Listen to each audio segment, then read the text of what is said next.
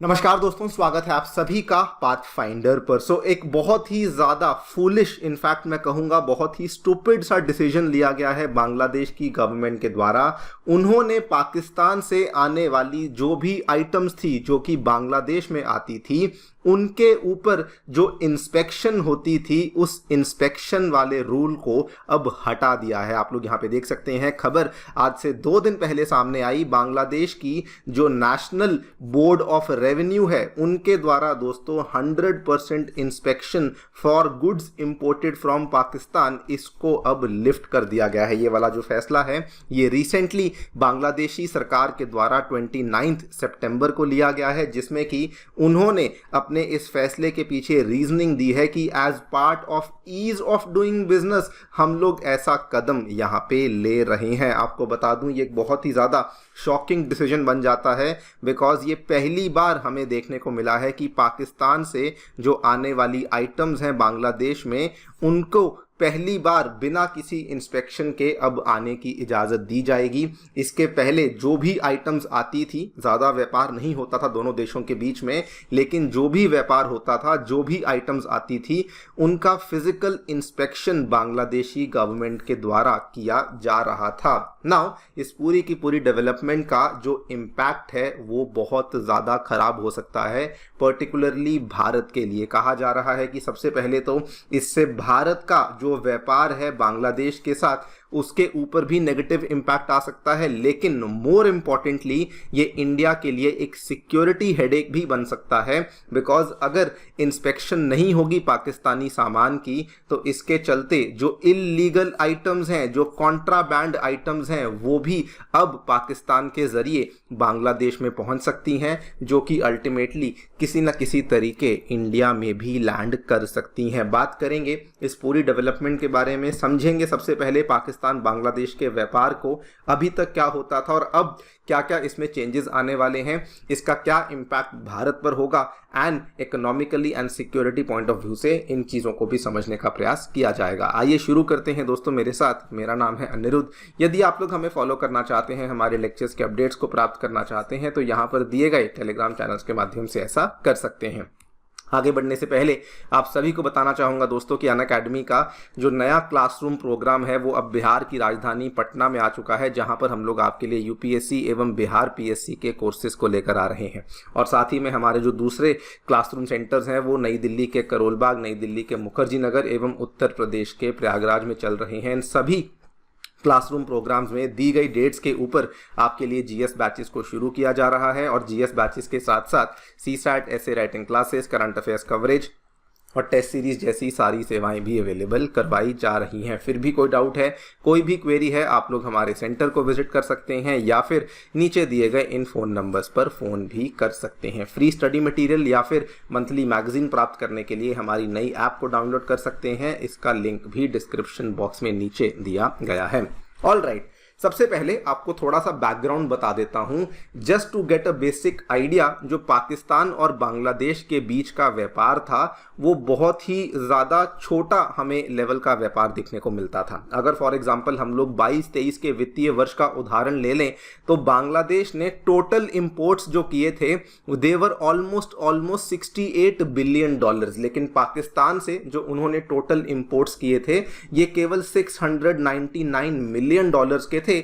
यानी कि total imports में से केवल 1% के आसपास का जो आयात था वो बांग्लादेश ने पाकिस्तान से किया था। और वो भी अगर आप आयात देखें तो मेनली यहाँ पर जो कॉटन है उसी का आयात किया जाता था। Heavy pure woven cotton, non retail pure cotton yarn या फिर हैवी मिक्स्ड वोवन कॉटन, इन्हीं चीज़ों का आयात होता था, जो कि अल्टीमेटली बांग्लादेश जो है अपनी टेक्सटाइल इंडस्ट्री में ही उसका इस्तेमाल करता था। और अगर बांग्लादेश से पाकिस्तान को होने वाले एक्सपोर्ट्स की बात करें तो ये तो बहुत ही कम थे, केवल 74 मिलियंस के आसपास देखने को मिलते थे। और वो भी जो ये कॉटन को इंपोर्ट करता था बांग्लादेश, उसी की प्रोसेसिंग होती थी, उसी को बेसिकली टेक्सटाइल्स में कन्वर्ट करके आगे वो पाकिस्तान को भेज रहा था। ओवरऑल लेकिन जो टोटल दोनों देशों के बीच में व्यापार था ये आंकड़े कुछ बहुत ज़्यादा बड़े नहीं थे, लेकिन एक रूल था जो कि बांग्लादेश पाकिस्तान से आने वाली आइटम्स के लिए फॉलो करता था। जब भी कोई भी आइटम बांग्लादेशी बंदरगाह पर पहुंचती थी तो उस केस में पाकिस्तान से आने वाली कोई भी आइटम हो उसको रेड लेन में रखा जाता था, जिसमें कि उसके दो तरह के निरीक्षण होते थे। पहले डॉक्यूमेंट्री निरीक्षण और दूसरा फिजिकल इंस्पेक्शन, यानी कि एक एक आइटम को खोल खोल के चेक किया जाता था कि ये जो आइटम है ये सही है, इसमें कोई ऐसी वैसी चीज़ तो अवेलेबल नहीं है। और ये जो फिजिकल इंस्पेक्शन वाला क्लॉज है ये केवल और केवल पाकिस्तान के लिए था और किसी कंट्री के लिए फिजिकल इंस्पेक्शन का क्लॉज रखा नहीं गया था। लेकिन दोस्तों अब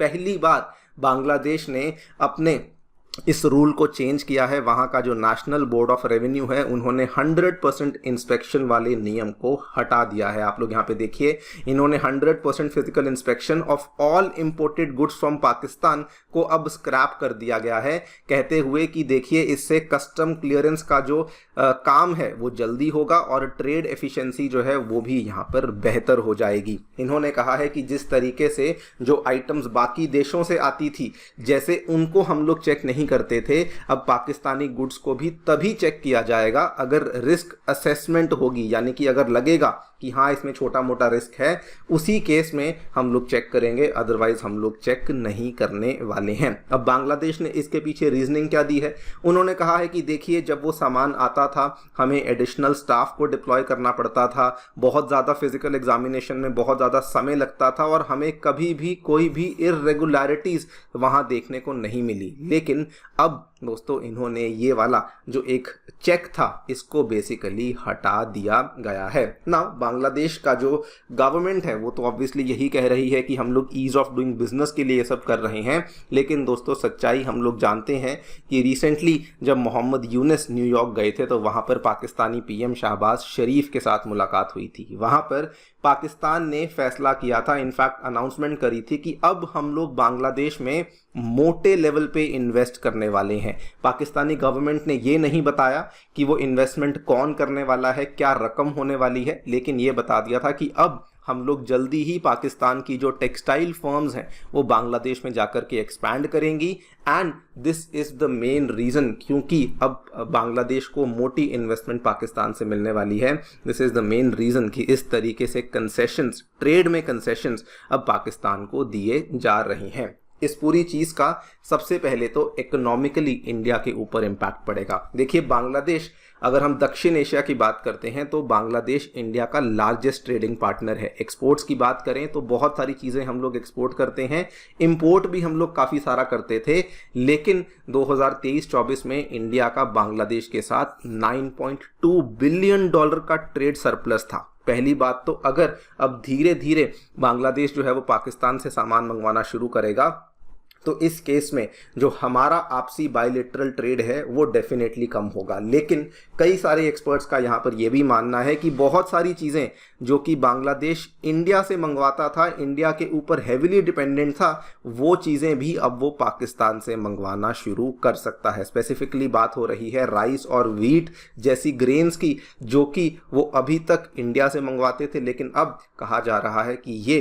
कंप्लीट जो चीज़ है वो पाकिस्तान से मंगवाई जा सकती है। हम सभी जानते हैं कि चावल के केस में पाकिस्तान हमेशा से ही भारत को बहुत बड़ा कंपटीशन देता आया है, फिर भले वो यूरोपियन मार्केट्स हों, अमेरिकन मार्केट्स हों, और अब वो बांग्लादेश की मार्केट में भी हमें बहुत बड़ा कंपटीशन देखने को मिलने वाला है। लेकिन इससे भी ज़्यादा जो बड़ा कंसर्न बताया जा रहा है वो है सिक्योरिटी कंसर्न्स। कई सारे विशेषज्ञों का ये कहना है कि अगर बिना जांच पड़ताल के गुड्स वहाँ पे जाएंगे तो डेफिनेटली किसी न किसी प्रकार के कॉन्ट्राबैंड की, आर्म्स एंड एम्यूनिशन की हमें इलीगल मूवमेंट, अवैध मूवमेंट देखने को मिल सकती है, और ये भारत के लिए चिंताजनक बन सकता है। बिकॉज बांग्लादेश के अंदर भी बहुत सारे रेबल्स हैं जो कि एंटी इंडिया रेबल्स हैं, एंड स्पेसिफिकली अगर हम लोग बांग्लादेश इंडिया के बॉर्डर एरियाज की बात करें, specifically towards the north east India side, वहाँ पर भी हमें बहुत सारी रेबल ऑर्गेनाइजेशंस देखने को मिलती हैं। आप लोग यहाँ पे देख सकते हैं इस चीज़ को लेकर आर्टिकल भी आया था इकोनॉमिक टाइम्स में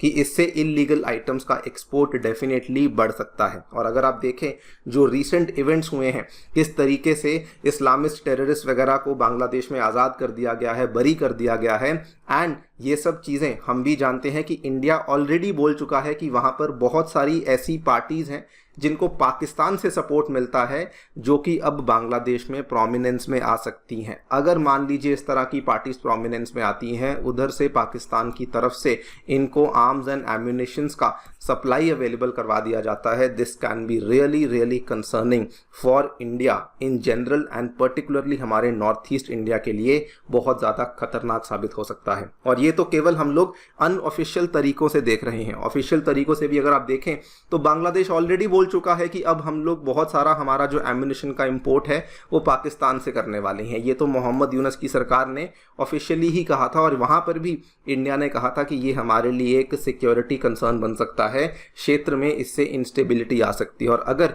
ये सब चीज़ें यहाँ पर होंगी तो इससे और भी प्रॉब्लम्स बढ़ सकती हैं। देखते हैं क्या होता है। लेकिन मैं यहाँ पे कहना चाहूँगा कि ये जो फैसला लिया गया है बांग्लादेश के द्वारा, it still remains a very very foolish decision. बाकी दोस्तों आप लोग क्या सोचते हैं हमें डेफिनेटली बताएं कमेंट सेक्शन में। Thank you so much for listening, stay tuned and